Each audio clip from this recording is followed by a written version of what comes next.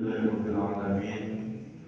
الصلاة والسلام على حبيبنا وشفيعنا محمد صلى الله عليه وسلم. رب اشرح لي صدري ويسر لي أمري واحلل عقدة من لساني يفقهوا قولي أما بعد. Alhamdulillahirabbil alamin. Puji syukur kita kepada Allah Subhanahu wa taala yang mana di pagi subuh hari ini alhamdulillah Allah memberikan kita kesehatan lahir batin dan kekuatan iman untuk bisa melaksanakan ibadah subuh secara berjamaah di Masjid Raya Roro. Dan alhamdulillah pada kesempatan kali ini dalam safari rangkaian kegiatan Bapak Kapolres Tanah Datar Bapak AKBP Dr. Nur Ihsan Dwi Serjanto SH SID MIT. Alhamdulillah beliau sudah berada di tengah-tengah kita bersama dengan jajarannya, dan selawat dan salam kepada baginda Rasulullah Sallallahu Alaihi Wasallam. Dengan sama-sama kita berselawat kepada beliau.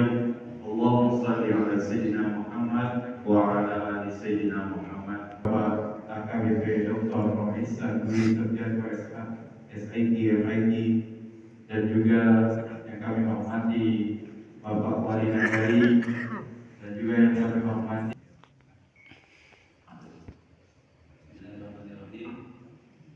Assalamualaikum warahmatullahi wabarakatuh. Alhamdulillahirrahmanirrahim. Alhamdulillahilladzi arsala rasulahu bil huda wa dinil haq liyudhhirahu 'ala dinihi kullihi. Sallallahu alaihi wasallam. Yang sama-sama kita hormati Bapak Kapolres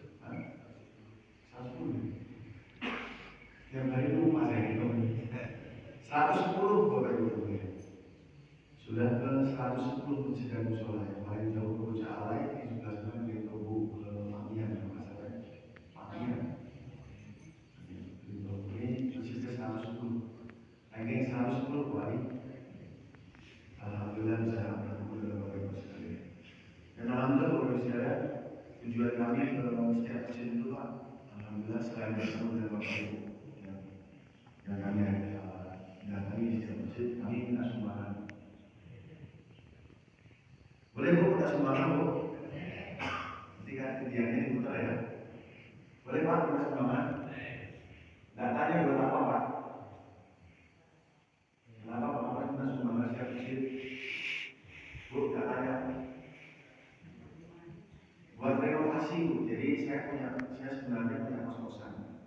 Mau saya renovasi. Boleh Pak ya, kita minta sumbangan Pak? Boleh Pak? Boleh Bu, minta sumbangan? Ibu mau kontrol ke sana, kos-kosan saya juga Bapak itu sekali. Alhamdulillah Pak, 24 jam ada penjaganya, ada CCTV-nya, makanya gratis dua kali. Cuma tidak boleh keluar Pak. Lebih banyak biar banyak orang yang lebih masuk sana. Boleh Bu? Tadi boleh. Gimana nih Pak? Boleh atau tidak? Bapak masih boleh Bu? Pak, boleh atau tidak? Tidak. Biar semua orang pada datang. Tidak. Tidak. Jadi keberhasilan polisi itu mengosongkan penjara atau memenuhkan penjara? Mengosongkan penjara atau memenuhkan penjara? Pak, mengosongkan penjara atau memenuhkan penjara Pak? Tapi faktanya penjara makin penuh. Yang udah lulus Pak, 50 di kemarin dapat 5 ya? Yang lulus. Kemarin 55 ditambah 13. Kemarin 21 udah hampir 100 58. Alumninya 58, yang sekarang ada di dalam 13. Alumninya Pak, alumni kos-kosan saya itu 58. Semenjak Pak Kapolres di sini itu 58 alumni. Kumlot Pak. Predikat kumlot sangat memuaskan. Yang masih di dalam 13. Dari 58 dan 13 berarti berapa? Alhamdulillah semuanya orang Tanggata. Orang kanan, yang itu Pak semuanya agamanya Islam. Agamanya Islam. Terus kalau ditanya ngaji bisa atau tidak, dicek sama Pak Kasat, Pak Kepala Kos, Pak. Saya bawa Kepala Kos. Bapak Kosnya ada di sini. Barangkali kalau Ibu mau Bapak berminat untuk masuk, daftar dulu. Kalau ditanya sama beliau, saya suruh tanya, Pak, ditanya Pak, berapa yang bisa ngaji dan berapa yang tidak bisa ngaji. Dari 71 itu yang bisa ngaji seluruhnya, kecuali cuma 2 saja yang tidak bisa ngaji. Ngajinya Al-Fatihah, Iqra, yang lain pintar ngaji. Kami, kalau cuma diselesaikan dari pihak kami, dari pihak polisi, kami cuma bisa nangkap. Tapi kalau Bapak Ibu mau bantu kami, bisa dengan namanya disebut pencegahan kejahatan. Karena apa? Karena fenomenanya aneh. Di tempat yang ada Sumpah Sakti Bukit Marapalang, yang ada tempat ada bahasa di syarat bisa ditablo, tapi juara 1 masuk dalam negeri. Aneh nggak ya?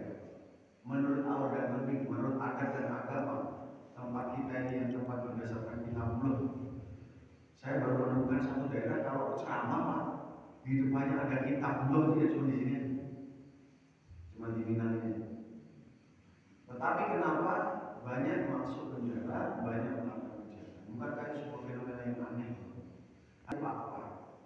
Yang kedua penyebabnya apa? Yang ketiga bagaimana cara menyelesaikannya, dan yang keempat siapa yang bertanggung jawab?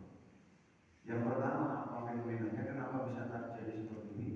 Yang kedua, apa penyebabnya? Apa masalah penyebab utamanya? Yang ketiga, siapa yang bertanggung jawab menyelesaikan? Dan yang keempat, bagaimana cara menyelesaikan? Setuju Bapak? Bapak ini diam-diam aja ditanya. Setuju Pak? Setuju. Jangan menang baik Pak.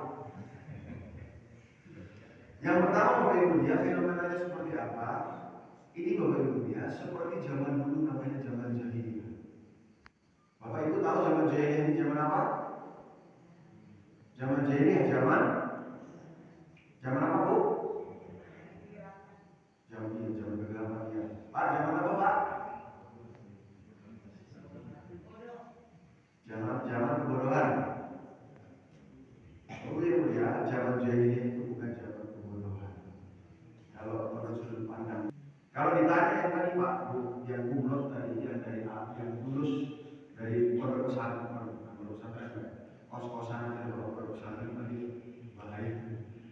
lulus dari kos-kosan saya yang jumlahnya dari semuanya totalnya 71. Itu kalau ditanya, nah boleh nggak kamu nyolong kambing? Nggak boleh Pak. Nah bertransaksi menyebarkan mengedarkan narkoba, mereka bilang tidak boleh. Tidak boleh bersedekah dengan harta yang haram, mereka tahu. Makanya sebenarnya Pak, yang disebut dengan bangunan Ka'bah itu bukan kotak seperti sekarang.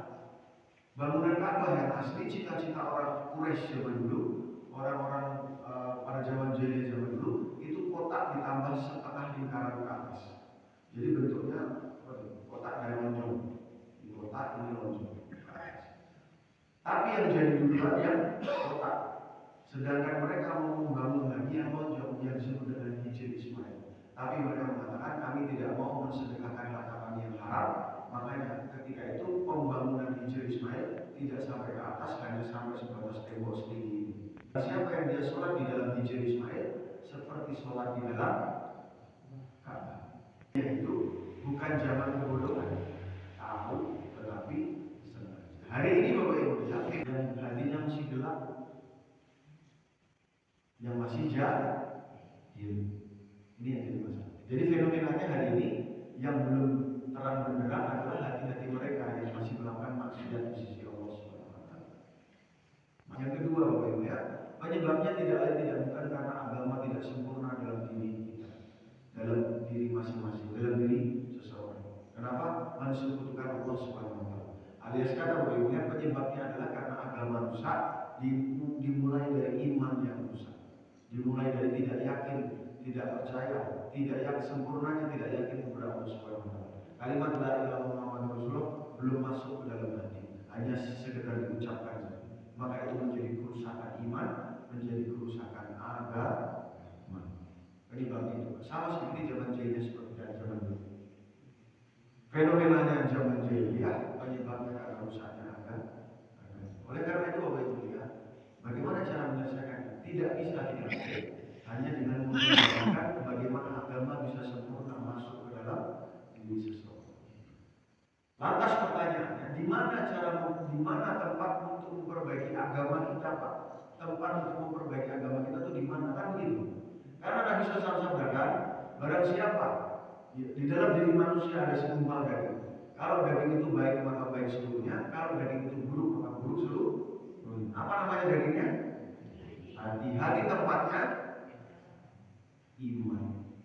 Makanya para sahabat itu Bapak Ibu ya, diajari sama Nabi yang kalimat iman namanya kalimat la ilaha illallah Muhammadur Rasulullah diucapkan dari lisan butuh waktu 23 tahun untuk masukkan ke dalam hati supaya iman mereka sempurna. Makanya Bapak Ibu ya, kalau iman sudah baik, pasti yang di bawahnya disebut dengan ibadah baik. Ibadah baik, muamalah muasyarah baik, dan akhirnya akhlak baik.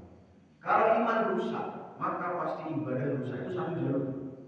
Ibadah akan rusak. Kalau ibadah sudah rusak, maka muamalah pasti rusak. Muamalah rusak pasti muasyarah rusak. Muasyarah rusak pasti akhlaknya menjadi rusak. Ada buktinya? Ada. Teman-teman kita, anak-anak kita yang kos di tempat saya dan yang sudah lulus Pak, pertama kali ditangkap sama polisi, seluruhnya tidak pernah sholat. Inna sholata tanha anil fahsya'i wal munkar. Terbukti Pak, kalau iman rusak pasti ibadah rusak. Kalau ibadah rusak pasti muamalah rusak. Nyuri, pemain asing, 14, 15, 16, 17, 18, 20, 21, 22, 23, 24, 25. 300 dikurangi 25. Pertanyaannya, kemana yang 275? Hah? Tidur? Tidur itu kita baik sangka dia sholat atau enggak? Enggak sholat, ya sudah selesai. Jadi jangan salahkan siapa-siapa Bapak Ibu. Kalau di jorong kita akan ada bibit-bibit kejahatan yang dikarenakan orang tidak sholat ke masjid. Yang 275 enggak sholat ke masjid. Jangan salahkan siapa-siapa kalau ada penjahat di jorong kita. Kemarin Pak Kapolres tangkap satu pengedar narkoba. Begitu ditangkap, ada satu pemuda datang. Pak Kapolres, yang Bapak kemarin tangkap itu tetangga jorong saya. Jadi jangan salahkan siapa-siapa. Kalau Bapak Ibu selaku warga jorong sini menyumbang, mengirimkan duta untuk masuk ke kos-kosan di Polres Tanah Abang. menyumbangkan penjahat itu masuk ke penjara. Ikhlas atau tidak Bapak Ibu?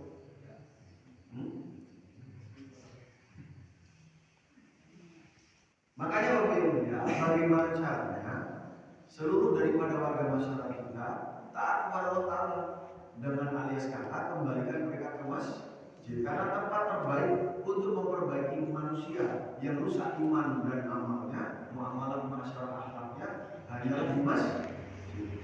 Saya punya motor namanya Yamaha Mio, rusak Pak, dibawa kemana Pak? Bengkelnya bengkel apa Pak? Bengkel Honda.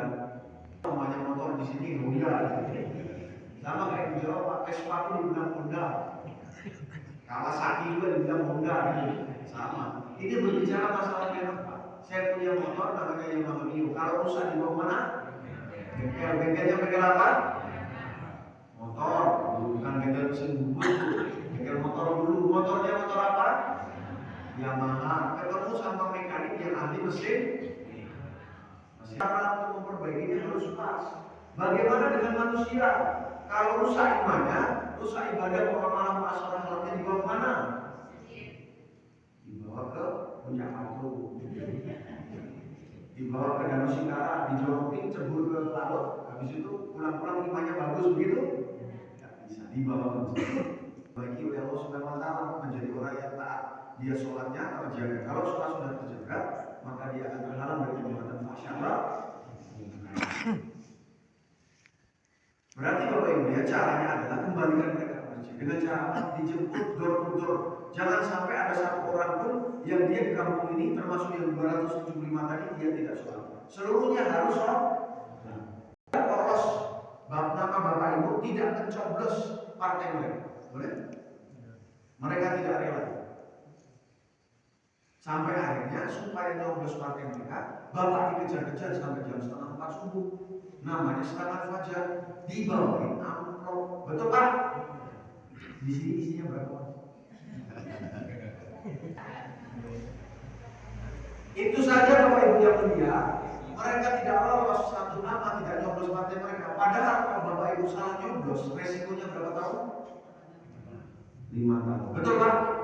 Bagaimana dengan resiko yang 275 orang tidak sholat? Kata Nabi, satu orang tidak sholat dengan sengaja, dia akan masuk dalam neraka selama satu hukum. Satu hukum lamanya 80 tahun akhirat. Satu hari akhiratnya 1000 tahun di muka bumi. Satu orang ulama mengatakan, satu orang tidak sholat dengan sengaja, dia akan masuk dalam neraka selama 280.800.000 tahun.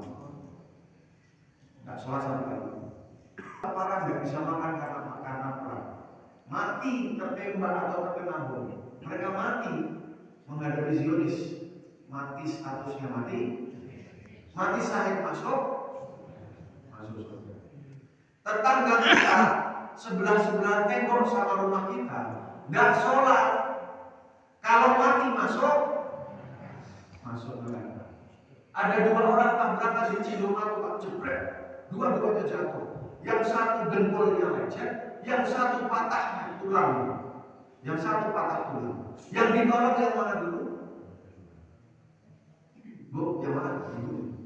Satunya lecet, satunya patah tulang. Yang ditolong yang mana dulu? Patah tulang. Ada orang mau mati, satu mati mau masuk surga, satunya mati mau masuk neraka. Yang ditolong yang mana dulu Pak? Masuk surga. Pak, yang mana dulu Pak? Masuk surga Pak? Hah? Saya ulangi, ada 2 orang mau mati, satunya mati mau masuk surga, satunya mati mau masuk neraka. Yang ditolong yang mana dulu Pak?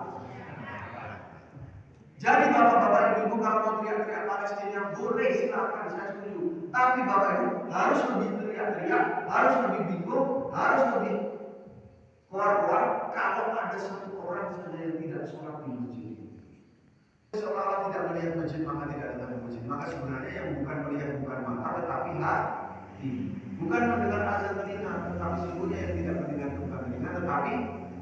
Bapak Ibu yang lihat, kalau ada orang buta sama tuli, tidak mendengar dan tidak melihat, duduk di tengah rel kereta api, apa yang Bapak Ibu kerjakan? Tidak bisa. Kalau ada bapak teriak-teriak di masjid, teriak-teriak pakai WA, ayo kita pergi sholat berjamaah, tidak akan bisa karena saudara muslim kita buta dan tuli, dalam keadaan buta dan tuli sekarang. Kalau ada orang buta sama tuli di dalam kereta api, cara terbaiknya adalah kita datang ke sana, kita elus-elus punggungnya, jangan langsung ditarik. Kalau ditarik dia mukul, karena tidak kenal maksudnya. Datang ke sana, dielus-elus punggungnya, diangkat pelan-pelan, dipindah. Lagi kita bekerja, oke? Bisa apa ya? Dijemput Pak, door-to-door. Nah ini Bapak sekarang dijemput outsourcing dari mana nih Pak? Jemput Pak. Pak kalau jemput ini outsourcing ini, betul kan? Bapak mau minta kekuatan dari luar, Bapak impor kekuatan. Tapi yang penting Bapak ini ya, bagaimanapun caranya, yang disebut dengan door-to-door menjemput saudara muslim kita untuk kembali taat pada Allah itu adalah kerja baginda Nabi Muhammad SAW. Dalam kitab tarikh sejarah cerita daripada sahabat-sahabat, tidak banyak Nabi SAW mendatangkan umat. Nabi Muhammad SAW lebih banyak mendatangi umat. Doa atau saya Persija Jakarta pakai kaos koren, tapi teriaknya hidup sebagai mana? Apa yang terjadi? Insya Allah pulang dan selamat. Diinjek-injek kepalanya sambil diteriaki, oh iya. Itu gara-gara kaos sama ucapan berbeda. Bagaimana dengan kita Bapak Ibu ya? Kalau kita berbeda pikir, berbeda doa, berbeda gerak dengan baginda Rasulullah SAW. Hari-hari Nabi berpikir tentang umat. Hari-hari Nabi berdoa untuk umat. Hari-hari Nabi bergerak door-to-door untuk menjemput umat. Sedangkan kita hari-hari bergerak untuk cari piti, mikir piti, doa piti. Bapak Ibu mengatakan piti, Nabi Muhammad mengatakan umati, belakangnya sama bukti. Tapi Bapak Ibu piti, Nabi umati. Kira-kira ketemu di Telaga Kausar, mau dikasih air minum sama beliau. Beliau tahu dah, pemikirnya piti. Saya mikir umati, kamu mikir piti. Kira-kira jadi nggak dikasih air minum? Alhamdulillah. Jadi Bapak Ibu ya, program 100% laki-laki balik masuk ke dalam surau ke dalam masjid itu adalah miliknya orang Minang. Balik ke surau. Betul Pak? Bu? Punya orang mana? Minang. Anak dipangku, kemanakan di orang kampung dipatek. Anak bisa yang dibawa ke rumah, kemanakan bisa yang dibawa ke. Sekarang anak kemanakan di mana? Hah? Gimana? Gak ada rumusnya di lapor. Kan di surau kan? Harusnya di surau mereka, betul Bapak Ibu? Kalau tidak ada di surau, setidak-tidaknya mereka di rumah. Ini sekarang fenomenanya, mereka tidak ada di rumah, mereka tidak ada di surau, rusak mereka. Harusnya di surau mereka diajari sama bapaknya, diajari sama mamanya, diajari sama orang kampung. Betul? Apa yang diajarkan kepada mereka? Yang pertama agama. Agama itu apa? Tauhid, kalimat la ilaha illallah Muhammadur Rasulullah. Yang kedua diajari masalah faraid. Apa itu faraid? Fikih, sholat, zakat, puasa, sedekah, haji, umroh dan lain sebagainya. Yang ketiga diajari Quran. Makanya tidak ada orang Minang yang tidak bisa baca Al-Quran. Yang kedua diajari adat. Apa diajari adat oleh anak, oleh bapak, oleh mama, oleh orang kampung? Adat nanti sabana adat nanti adakan, adat diadatkan, dan adat istiadat Minang. Yang ketiga diajari adab. Apa itu adab? Kata-kata titik. Diajari musyawarah untuk umat. Tidak boleh manggil kamu satu hari kamu lahir lebih duluan. Tidak boleh kalau tidak dipanggil dengan sebutan muda. Betul Pak? Diajari adab. Karena mereka sekarang tidak ada di rumah, mereka sekarang tidak ada di masjid atau surau, mereka tidak mendapat pengajaran itu. Akhirnya mereka belajar dari setan gepeng. Akhirnya kalau dapat pelajaran dari setan gepeng, dari lapau tadi, mereka melakukan kejahatan. Akhirnya ditangkap sama Pak Polisi. Yang ngurusi sekarang Pak Polisi. Maka Bapak Ibu ya, balikkan ke kasus anak kemenakan yang usianya 17, usianya 18, Pak. Bawa pulang ke Surabaya, jangan anak kemenakan isinya di sini. Setiap masjid rata-rata di pintu tertulis masjid hanya untuk anak kemenakan usia 60 ke atas. Ini kan anak kemenakan juga kan, Pak? Mana anak kemenakan usia 20, Pak? Ada? Mana anak kemenakan yang usianya 17? Ada? Anak kemenakan yang usianya 60 ke atas. Betul, Pak? Ya kalau Pak Imam mah aja. Ya Pak ya. Siapa yang mau beli sholat ini, Pak? Siapa yang mau bawa pulang mereka ke surau dan ke rumah? Maka Bapak Ibu ya, Pak Kapolres itu bukan orang Jawa, bukan orang Minang. Tapi karena sudah kebanyakan makan lama tapai, jadi sudah sepertinya seperti orang Minang. Jadi Pak Kapolres tidak rela, tidak ikhlas kalau ada pesan di syarat pesan itu tenggelam dan terinjak-injak oleh kelakuan kita sendiri. Makanya saya tidak mau mengambil keramik-keramik, tidak mau merobek-robek kafe. Saya minta izin memotong tiang. Boleh Bapak Ibu? Boleh? Kenapa tidak boleh? Karena bisa roboh. Emang ini masjidnya Ibu? Bukan Pak, ini tanggung jawab kami untuk menjaga masjid kami tetap utuh. Betul? Meskipun bukan masjid saya, kami memiliki tanggung jawab untuk menjaga masjid ini tetap utuh. Baginda Nabi Muhammad SAW sampaikan, barang siapa dia sholat dia menegakkan diam agama, barang siapa dia tidak sholat dia merobohkan diam agama. Yang 275 yaitu tadi sedang rame-rame merobohkan diam agama. Kenapa untuk masalah tiang masjid Bapak Ibu pertahankan, tapi kenapa untuk tiang agama Bapak Ibu tidak pertahankan? Bapak Ibu mengatakan yang penting saya sholat, istri saya sholat, anak saya sholat, cukup orang lain tidak sholat bukan urusan saya. Apa begitu? Tidak. Maka ini tanggung jawab kita bersama. Bapak Ibu, Pak Kapolres datang ke 110 masjid ini bukan mencerah. Masjid di Tanah Datar ada 243, musolanya ada 656 yang masuk wilayah Polres Tanah Datar. Bayangkan Bapak Ibu ya, kalau seluruhnya laki-laki balik ke dalam masjid dan musola itu datang 100%, laki-laki balik masuk ke dalam masjid dari azan bermain. Apa yang terjadi? Menjadi Tanah Datar yang madani, baldatun thayyibatun amanu wa taqaw fafatahna alaihim barakatin minas sama'i wal ardh. Kalau seandainya penduduk dalam satu negeri, penduduk dalam satu nagari beriman dan bertakwa, iman sempurna implementasinya adalah takwa, takwa implementasi iman yang sempurna, sholat, puasa, sedekah, haji, ibadah, muamalah, masyarakat yang baik, maka Allah Taala fatahna alaihim akan menjadi berkah barakatin minas sama'i wal ardh. Hujannya menjadi berkah, menjadikan menyuburkan tanamannya panen yang berhasil, tidak naik harga sembako, tapi jadi musibah.